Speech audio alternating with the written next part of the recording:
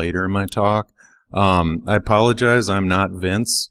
So if you're here to see him, if you walk out, I will not be offended, but apparently he has pneumonia after going to GrrCON. So I feel for him, but the reality is that's the reason I get to talk here, which is super cool.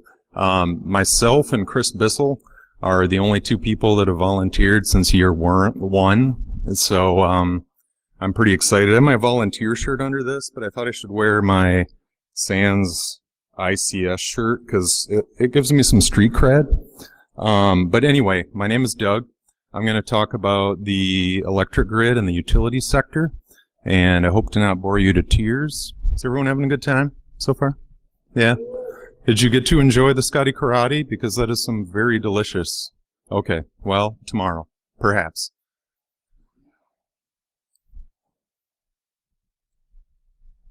All right. If you'd be so kind as to read that, it would really help me not get fired, which is important to me because I love my job.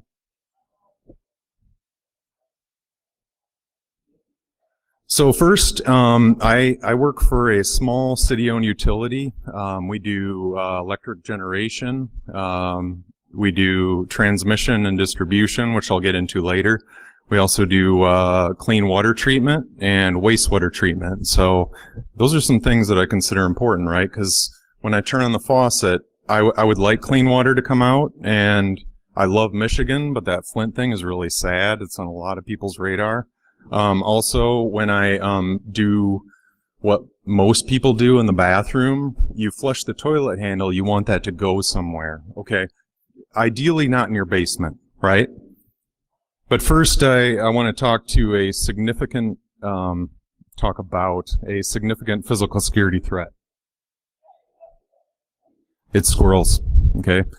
I love squirrels, but they are one of the largest causes of power outages in the United States, probably second only to actually overgrown trees and vegetation. And my clicker is, okay, there we go. USA Today, I mean, who wouldn't love that headline, right? I wish I had written that.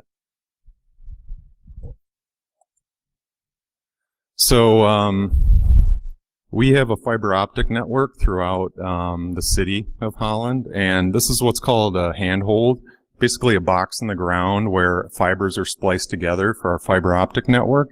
And there was this crazy chipmunk that repeatedly somehow found his way in there, and he would chew through that stuff like it was candy, which leads me to wonder, if someone here is an entrepreneur, I encourage you to create something that tastes horrible to rodents, because you seriously will make several $1 million. One thing I wondered is I love Nutella, but I almost wondered if that's what this tastes like to them.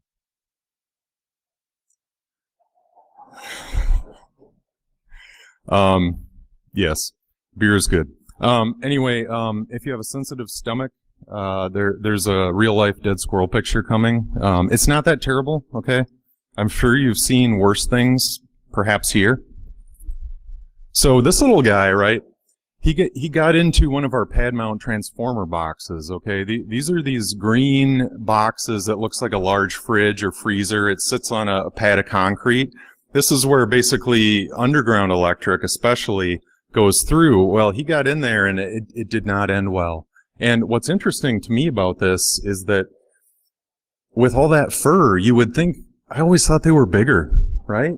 But look at the tail. It's sad. I mean, I feel bad for this guy. So one of the websites I love is cybersquirrel1.com, and I met one of the guys behind this. But okay, so this is based on real news stories and the outages caused by animals. Not all of those go public, unfortunately, but a lot of them do. So if you look down at the bottom, squirrel outages 743. They are busy, and occasionally I think about, you know, if you were a foreign country or a disgruntled American / pseudo-terrorist, like, what if you raised squirrels and this was their only purpose? It would devastate the United States grid. Also, what's weird is down below, you can't see it, but snakes. We had that too. Those things can get up in your transformer box because, I mean, kind of like mice, right? They can fit through this tiny little hole. Well, they get up there and they cross a couple wires and they get cooked, but that also causes outages. Birds and raccoons are also, you might call them public enemy number one. So by comparison, right, I'm here, you're here, we're at GrrCON. We love InfoSec, but in reality, how many power outages have been caused, known power outages have been caused by the cyber threat? One. Okay. The graph I showed you before, this is like the last 6-8 months. This is like the last, I don't know, 10 years. Okay. The Ukraine, which I'm going to talk about that later. It's an amazing story.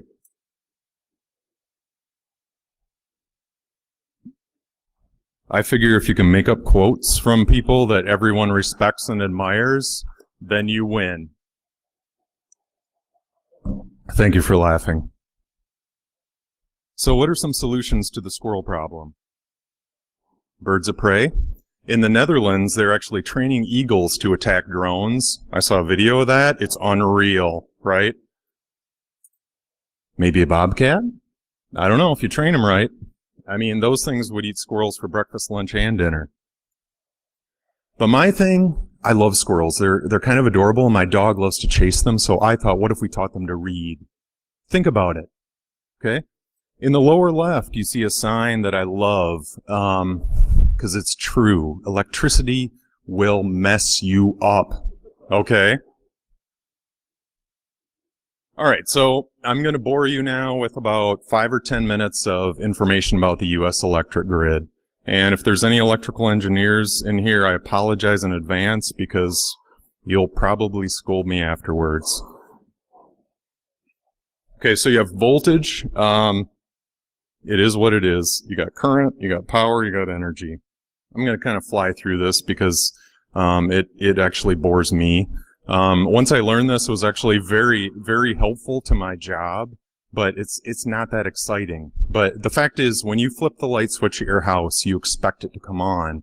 And that's a big thing about the utility sector, right? We're expected to be reliable and always there for you. So voltage well, I lied. Okay, voltage is the pressure in volts. You've got current, that's measured in amperes or amps. You got power. We'll talk about that in a sec. And then you've got energy, which is delivered and usually measured by your electric meter in kilowatt hours or megawatt hours.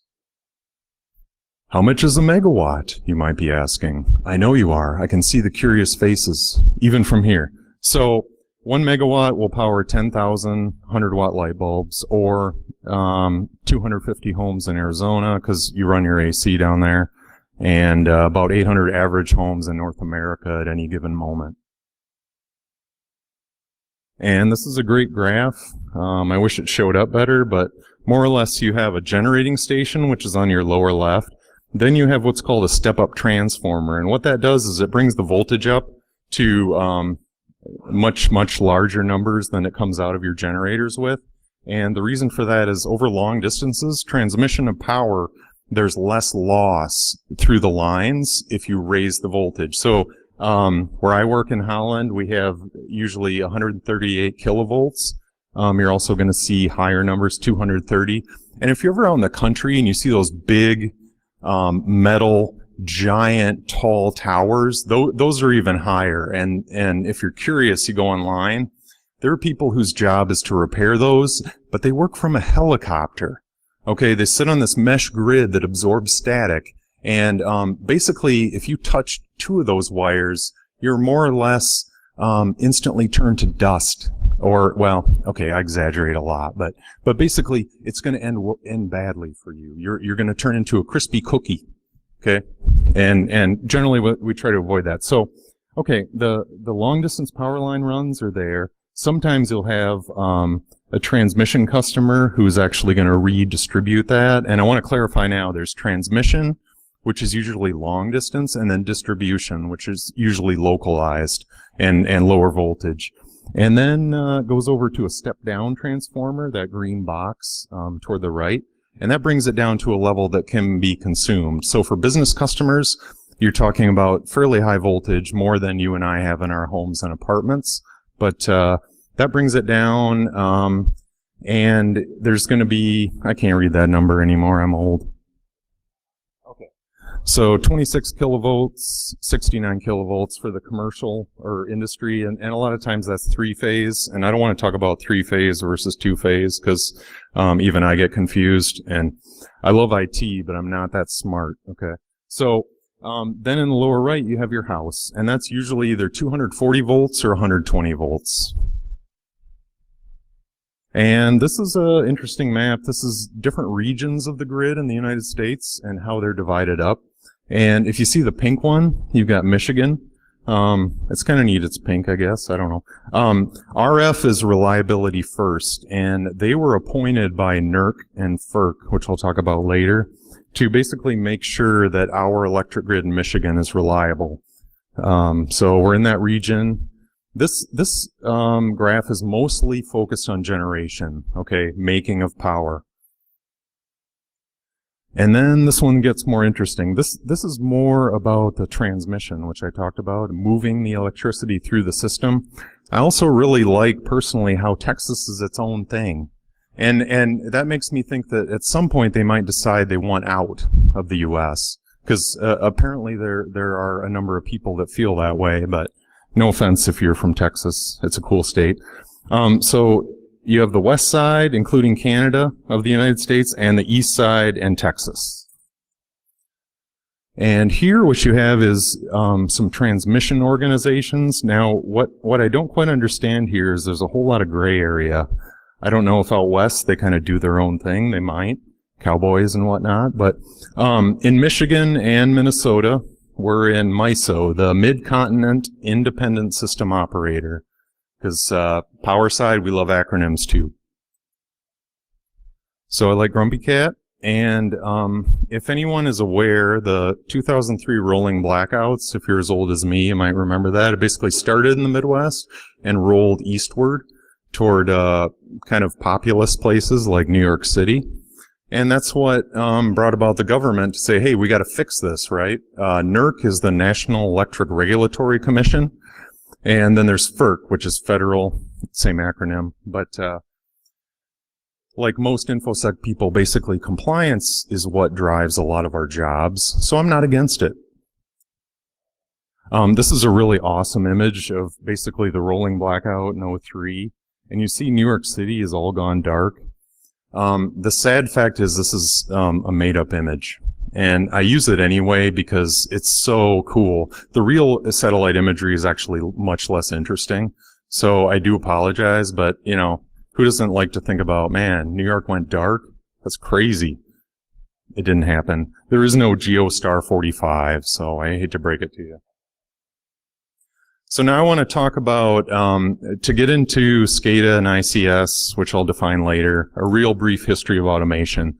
So this is, could be almost 100 years ago now. You got a generator, and that gentleman right there, well dressed in a suit, which is, I guess, what they did back then, even though they were probably covered in coal dust and soot. He stood there with a lever, right?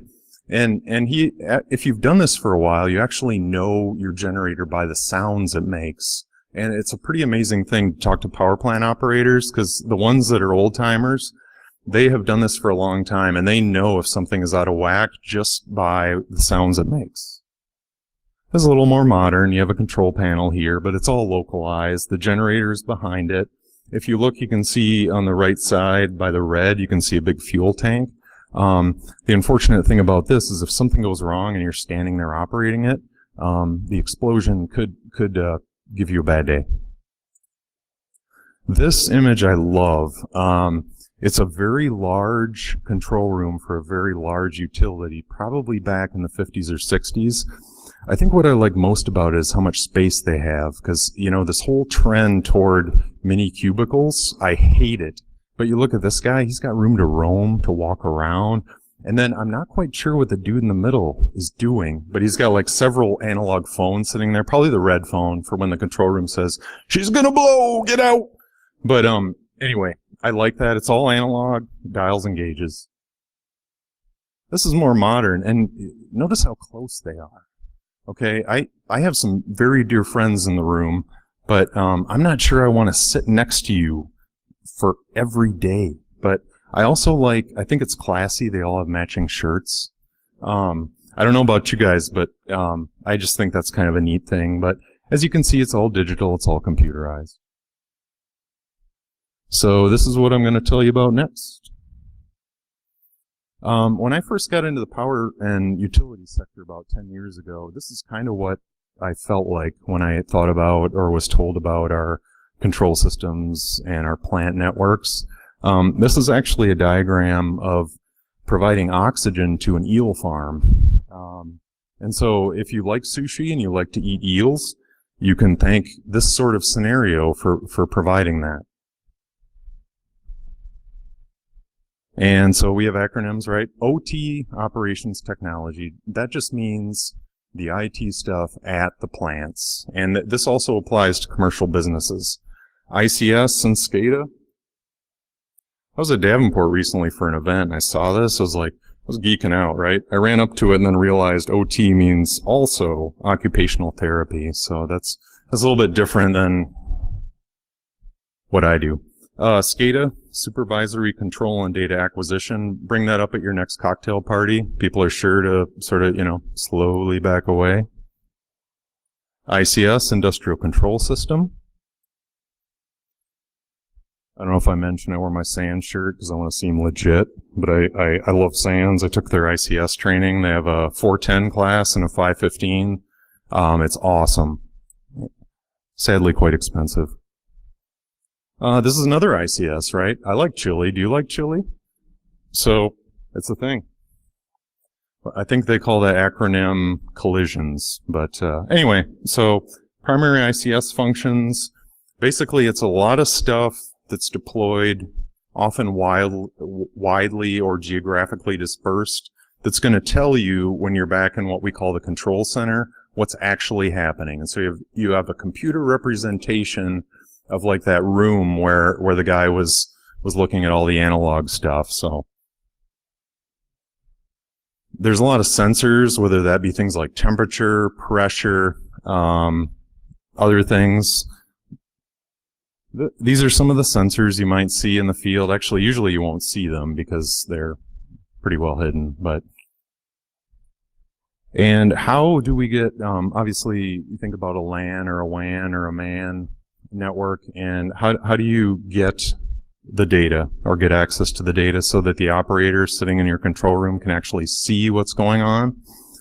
Same thing as with computer networking technology or the internet. You have a wide variety. Even there's still some phone, some POTS lines out there. This is what I'm going to call a PLC. I'm going to call it that because that's what it is. Programmable logic controller. Basically, it's like a mini computer. It's got a brain. It does some very simple functions. Usually it's pre-programmed. You can plug your laptop into that and tell it basically what to do when certain sensors read certain values. So the HMI, or the human machine interface, is more or less the GUI. And I'm going to give you a short example here of a control system. So you have a water tank. You got a pump that's going to fill it, and you have another pump down in the bottom center it isn't drawn there, but just use your creativity or imagination. But there's another pump there that take water out. So you got some technology there that's basically going to have set points, we call them. And if the tank goes below the set point that is predetermined, it will start running the pump to fill it with water. And then if it gets too high, it's going to open the pump at the bottom.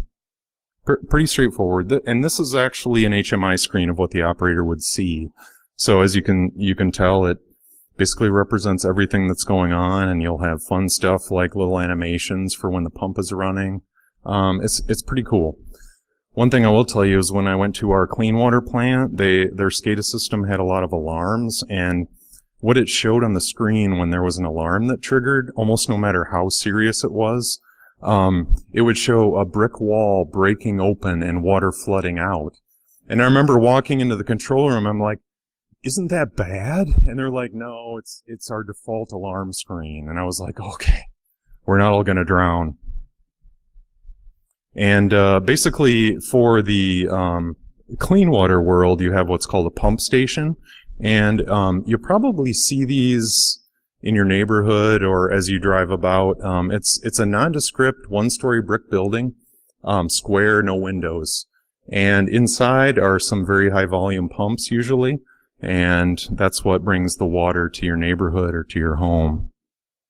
One interesting story, I got educated or schooled, if you will, about the difference between what we call a pump station and a lift station. So this nice woman in our water department said, Doug, just remember it this way. The lift station lifts the poop, and the pump station pumps the clean water. And ever since then, I've been actually able to remember that.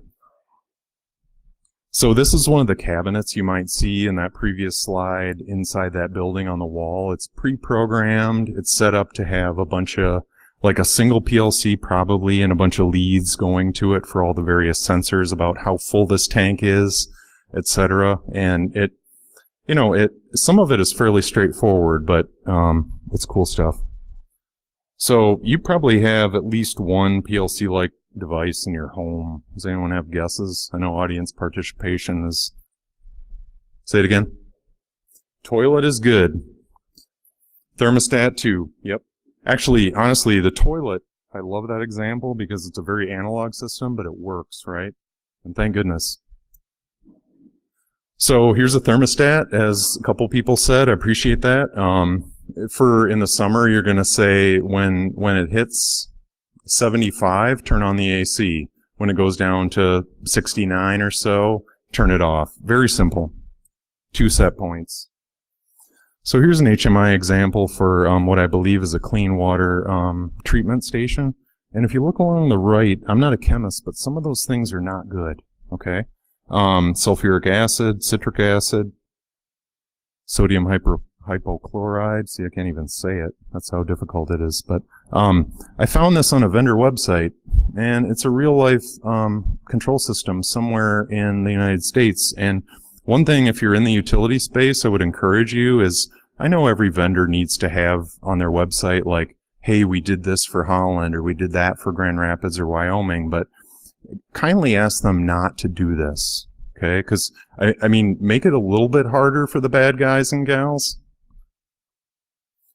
This is perhaps my favorite HMI example. So I enjoy beer, maybe more than I should, but I was in Cleveland. I was touring Great Lakes Brewing Company, and I saw a guy sitting at this computer, right? It's beer SCADA. It was awesome. Okay, so I was like, dude, can I take a picture of that? Because my guys at the plants are going to love this. And they're like, sure, go ahead. And actually, this is a very common system you'll see for water, clean water and water treatment plants. I won't say the vendor name because OPSEC. So control system security, I feel, is very important. Now, I know IT security is important for the business side and the corporate side, but you know, if we don't keep this stuff secure, then bad things can happen. And I don't know about you, but again, back to the bad toilet jokes, right? I want that to work. Okay, and I also like clean water, and I have no interest whatsoever in digging a latrine in my backyard like every month or so. And sometimes the two worlds collide. Okay, you've got IT, and then you've got OT, or operations technology. If you've been in InfoSec for a while, you got the CIA triad, right? Well, the joke isn't OT, it's just availability, and everything else comes second, which is partially true. And then when I first got into working for a utility, everyone loves acronyms, but if you look on the right, upper right, that's kind of there, or sorry, that's me, right? I like screen beans, and I was very confused. HMI, PLC, RTU, Modbus, which is a protocol, also DNP. SCADA World has some really interesting protocols. Most of them, like things nowadays, are shoved into TCP/IP as a carrier, but some of it doesn't do security so good, but I don't really want to talk about that because I don't want to give you bad ideas. So there's challenges, right? Operations is expected to function 24/7, 365. Sometimes when I first started working for the utility, it was difficult because I try to be nice, but people just didn't like me. You know, you go and talk to the operators about security and they're like, yeah, go away, kid. You know, and this was a long time ago, okay?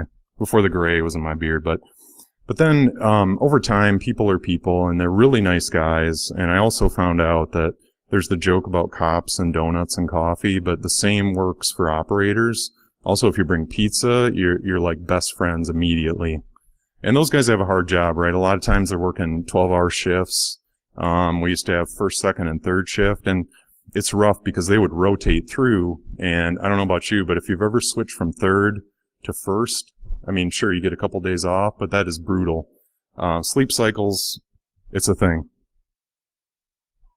I love this old cut sheet from GrrCON. Interesting stories about the PLC. Before that, if you're nerdy enough to know what an electronic relay is, there used to be like rooms and cabinets filled with actually switching relays, more or less a mechanical switch.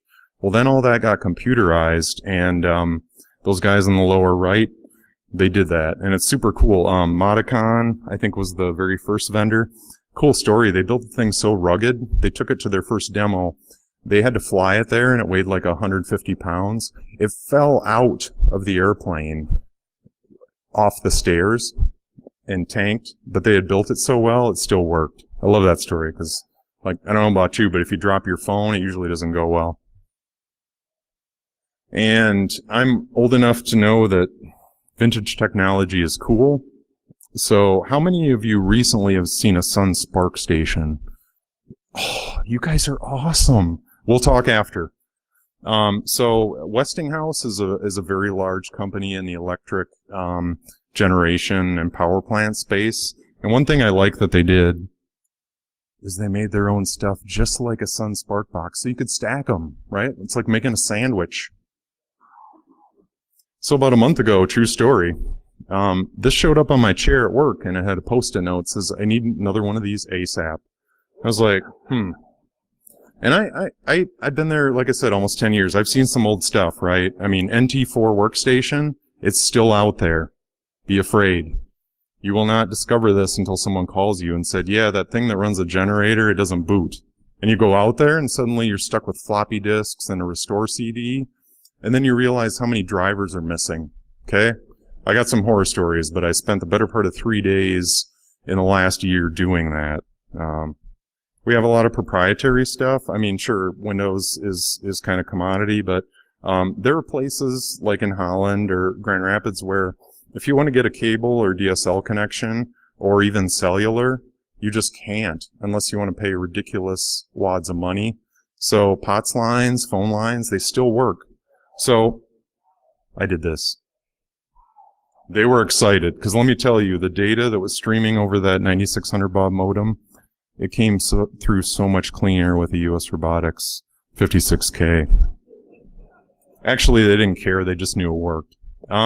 So this is a really old image from a brochure of the Westinghouse system, and it could be 20 plus years old, but honestly, you still see this stuff out there today. And it works. You know, I mean, I know laptops are almost disposable, and also your phone every 2 years, you're like, yeah, give me another. But these systems were created, and when you spend $9-10 million on a generator, you don't just go, yeah, well, it's running NT, so let's just not run it anymore. Okay, that's not a conversation that happens. So you do what you can. And there's a lot of interesting work around SCADA security. I would honestly say that industrial control systems and SCADA security is a little bit ahead of like the medical device world, or if you go to our IoT space or our car space, you're laughing. That's good, I think. I know it's not advanced, right? So if you say business information security, let's pretend it's mature. Well, utility world is not so much, but it is getting better. But the hard part is you've got these PLCs that may have been built before some of you were born. Looking at that kid in the back row, but anyway, so right, these things have default passwords 1111. Oh, and by the way, you cannot change it. And if you Nmap scan some of that stuff, it just falls over. That was great. You're good at sound. Okay, so but one thing about PLCs, most of them have a key switch. hardware, right? It's so simple. I love it. So you turn it to read-only. Absolutely no one can make changes to the logic and the code in that PLC until you change it to read-write. And funny story, I was at a Rockwell Automation event, actually here, in August, and I was sitting next to some young guys, and they were contractors doing integrations. Rockwell and Alan Bradley are some of the big people in that sector, and they were programming ladder logic, and they were really smart, okay? And I was like, you ever think about the security of that? And they're like, no, not really. And there were some good security presence here, some good vendors and people talking that, but they're like, did you ever think about turning your PLC to run only mode? And they're like, oh, that is ingenious. And this was like a month ago, right? So there's still a ways to go. OS patching, it can be the bane of the existence of the operators in the utility sector. Vendors are getting better. Like, they'll tell you which Microsoft or Red Hat patches to install and when to install them, because they got to vet them through their process. But connectivity too, kind of like this. I mean, talk about an air gap, right? You're playing computer against a chess. Wow. Let me try that again. You're playing chess against a computer, right? And the guy's on the phone telling the other guy where to put the pieces. Okay, that's an air gap. Also, I like to joke about how the nuclear sector, you're federally mandated to have air gaps, which still doesn't stop things like USB sticks that are infected and other vectors. But the older I get, the more I want to work at a nuclear plant, unless it has a problem.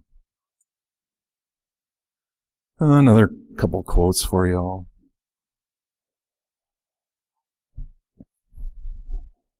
I like to pick on Sun Tzu because, like, once I'd been in InfoSec a couple of years, I'm like, really, I'm so tired of hearing this guy quoted. But, I mean, granted, he's a genius, okay, but still. So what can you do to secure SCADA and ICS? You can do a lot of things. There's standards, because we all love standards. But no, seriously, like NIST and DHS, there's a lot of groups doing good work around that. And also language about how to help your vendors build a secure system out of the gate, which I learned long ago from Paul Melson that it's really important that you have security in there before you cut that last check to a vendor. Very important. So how do you address challenges? NERC-CIP, I actually think, is a very good thing, because who doesn't want a more reliable, resilient electric grid? I do. I also think water wastewater is not required to be under government compliance. I think that's coming. I'm not really looking forward to it because there's a lot of logging, a lot of tracking you have to do. But it's all well intentioned. But you know, like HIPAA and everything else, sometimes you read compliance standards and you're like, I have to do this. I mean, I want to do security the best that I can and make things secure, but sometimes compliance, it gets a little bit down in the weeds. Like when you have a plant with like all of 5 operators and you know when they badge in, but then you make them put in a pin pad code or do, you know, next year probably be a retina scan, and you're like, really? Like, I know Bob. Bob has worked here 30 years. Sorry, I rant sometimes. DHS has a lot of good stuff. They have their industrial control systems group out in Idaho, Idaho National Labs, and basically they're sent hardware by all the vendors and they break it. And they also do training. I got to go out there for 5 days, and it's very cool. They give you a full-blown lab with a huge tank, a vat of, well, water, but you can pretend it's like caustic acid or something. And basically you watch someone who's 25 break in and start turning the pump on and off, and you're like, oh my gosh, I'm doomed. I'm going to quit. So Holland, BPW has partnered with DHS, and I'm not going to talk too much about this, but if you Google DHS ICS, if you are in the utility space, or even if you are in an industry that has control systems, SCADA and ICS, look them up. They have free training, free resources, and they're super, super smart. So Yeah, sorry. We had them come out and evaluate security at each one of our plants, and that was totally free to us. So after that visit, I won't say I looked forward to it, but I'm totally okay paying my federal taxes now because I actually got something out of it. They sent like 3 experts out for 4 days to help us improve our security, which is super cool. Stuxnet. I was in love with Stuxnet for so long. I went back to school to get a master's and I wrote my thesis on it. So if you want to be bored to tears, let's talk Stuxnet after this. Or not. But anyway, Vanity Fair did a story with a German researcher, Ralph Langner. If you look it up, it's really hilarious because they focused a lot on what tie he was wearing and what shoes. Because I don't know about you, but Vanity Fair is known for hard-hitting infosec. Like, no. Oh yeah, there's Mr. Kaspersky. He's looking good there in Russia. So last December 23 in the Ukraine, power went out to a lot of people, and that's kind of my favorite thing to talk about. So for the next 10 minutes, that's what I'm talking about. And like I said toward the beginning, this is one of the first known power outages caused by the cybers, or basically an attack group. Most people believe it was Russia. I'm not here to discuss that, but it makes sense. Just like with Stuxnet, you had the U.S. and Israel allegedly behind it, which makes sense. So sometimes government speak gets weird, right? Mitigating adversarial manipulation of industrial control systems as evidenced by recent international events. Really, how hard is it to type Ukraine? I mean, I get it, right? They have to be a little careful. I like this a lot better. So some of the smart people at SANS ICS Group and the Energy ISAC, they got together and they actually, the coolest thing about the Ukraine incident is the people in charge at these 3 utilities that were attacked actually invited experts to analyze their data, and they actually had data, okay? So log files, I don't know if they had PCAPs, right? But it's pretty amazing. So what happened in the Ukraine? Well, about 250,000 people, roughly, who were served by 3 different distribution companies, were out of power on December 23rd, late afternoon, for anywhere from 3 to 6 hours. Now, you know how it gets in Michigan or the Midwest in the winter. It's not a good time to not have power, okay? So it's believed by the analysts that I trust, that they did a lot of research, because it was a pretty, I know APT gets kicked around a lot, but, and you could argue any particular vector in this attack wasn't that advanced, but when you put it all together, they did their homework, okay? They were really smart people. So they picked 3 companies, these distribution utilities, that their job was just to get the power to your home and your business. They picked on them because they were fairly technologically advanced. And like that slide I showed you earlier, a lot of the information could be found in Google searches and looking at vendors. OPSEC, okay, say it again. Phishing, I know social engineering is kind of depressing, frankly, because people are people, and I really like people, but there's always that one person at your company that's going to click. I mean, almost no matter what, even no matter how ridiculous it is. But here's the thing, this was spear phishing.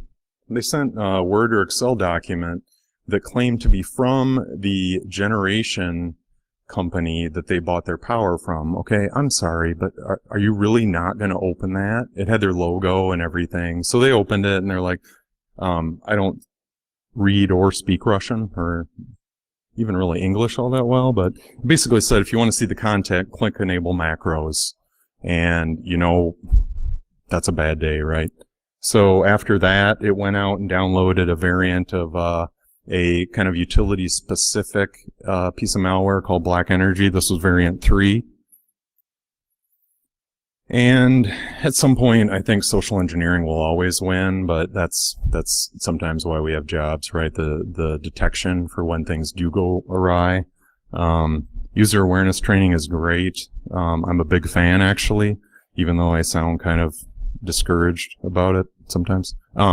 So yeah, enable macros, done.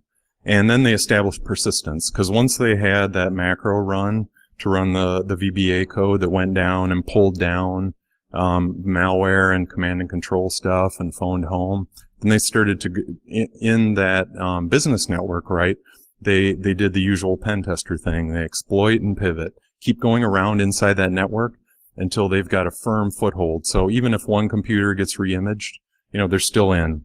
And then they were able to harvest credentials and escalate privileges. And you're here at GrrCON, so you probably know a lot about that, or you go to some of these talks and you're like, oh, they can do that too? Yes, they can. It's believed they already knew what software these utilities were using, and they created, it's also believed they created a test lab. Okay, so this was not some kid in his mom's basement like, I'm gonna turn off your power, yay! Sorry, that was really embarrassing, but, so they also discovered that once they were on the corporate or business network, they could get to the SCADA network, through a VPN, and even internally, they had to use a VPN, but they pwned that too. So, all three utilities had different, software they were using for their operators, HMI, and so clearly, you know, they learned that software, because when you're gonna go in and do something as serious as cut power to 250,000 people, right, you do your homework. So I don't believe this is an opportunistic attack. A lot of time and effort was involved, and yeah, test lab, I said that already. So what happened? Well, the lights went out, okay? There's an awesome story by Kim Zetter on Wired, who wrote the book Countdown to Zero Day, which was about Stuxnet. So of course, I'm like one of her biggest fans, but she wrote a really extensive article for Wired, and if you Google Kim Zetter and then Ukraine, you'll probably find it, but it really does a play-by-play, right? Okay, so I talked about operators sitting in the plant, December 23, 3 or 4 in the afternoon, you're getting ready for maybe a Christmas break, and you're sitting at your computer, and all of a sudden the mouse starts to move. Okay, your day gets worse. Then suddenly you see the mouse go over to open breakers. Well, the way electricity works, when you open a breaker, people are losing power. So the guy's sitting there, and he had already cleaned up his desk and, you know, thrown away his fast food garbage and whatnot, right? He's ready to get out. And suddenly he's like, grabs the mouse, starts doing things, and they change his password, right? So the screen goes locked, and he can't log in, okay? That's, that puts the fear in my heart and soul, but, then, oh, yeah, sorry, I did a screenshot, so there you go. So, yeah, remote access Trojan, that was in control. Then they locked his account, so he could not actually re-log in to close the breakers and restore power. Then, got worse. So these guys, I got to tell you, they knew what they were doing, or gals, probably both. But in the utility space, you have a lot of these things that convert serial communications to Ethernet for long distance runs or over fiber. They figured out that some of the firmware in those was vulnerable, and they bricked them. Okay, so suddenly your remote comms are gone. Then this is the part that really, honestly, I almost threw up when I was reading this report. They got into the UPS systems that they used at all of the control centers and realized that they hadn't changed the default passwords. And I know that's new to all of you, right? So they Googled the UPSs that they were using once they found the web interface or what have you, and they scheduled those things to shut off at all 3 control centers at those different companies within 30 minutes of each other. Okay, so you start opening the breakers, power starts going out, they can't re-log in. Well, guess what? You switch over to generator, right? You're still going through a UPS. When your UPS shuts off, as the attackers had scheduled it to do, your computers do nothing. And, yeah, that one, that got to me. So what's the good news? The good news is that in most utilities, water, wastewater, or electric, you still have the ability to send a person out there and to manually operate things locally, which is huge, okay? So they had to roll all their trucks, and these companies were not big enough that they could send someone to every substation or every place where basically they had no comms. So like a lot of utilities, Holland as well, you have these reciprocal agreements. So like Consumers Energy, if you have a really bad storm, you call, kind of phone a friend, just like with security. If you have an incident, you're like, I don't know what to do. I think I'm going to get fired and I'm really scared.